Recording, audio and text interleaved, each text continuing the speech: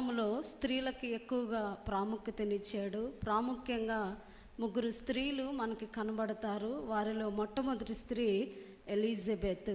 ఎలిజబెత్లో మనం నేర్చుకోవాల్సింది, ప్రతి స్త్రీ కుటుంబము జ్ఞానంతో కట్టబడాలి, వారి కుటుంబము వర్ధిల్లింపబడాలి, వారి కుటుంబము అంతకంతకు వృద్ధి చెందాలి అంటే ఎలిజబెత్లో ఉండేటువంటి ఓపిక, ఎలిజబెత్లో ఉండేటువంటి సహనము ప్రతి తల్లి, ప్రతి సహోదరి, ప్రతి కుమార్తె కూడా కలిగి ఉండాలి. ఆ రీతిగానే రెండవ స్త్రీని మనం చూస్తే అన్నా ప్రవక్తిని లూకాసు వార్త 2వ అధ్యాయము 36వ వచనం నుండి 38వ వచనం వరకు కనబడుతుంది. ఈ అన్నా ప్రవక్తినిలో ఉండేటువంటి గొప్ప ఉపవాస ప్రార్థనా జీవితాన్ని ప్రతి స్త్రీ కూడా కలిగి ఉండాలి.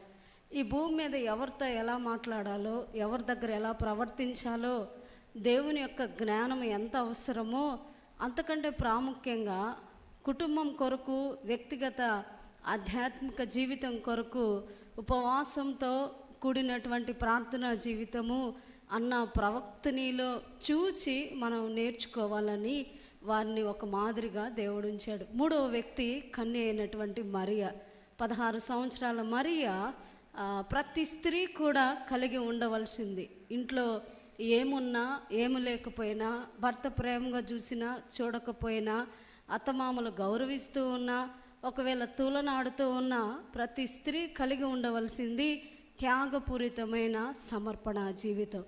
ఈ 3 విషయాలు, ఈ 3 స్త్రీలు కలిగి ఉన్న లక్షణాలు మన సంఘ స్త్రీలు కలిగి ఉంటే కుటుంబాలు అంతకంతకు వృద్ధి చెందుతూ ఉంటవి. రాబో తరానికి ఒక మాదిరిని, ఒక నాందిని పలకగలుగుతాము.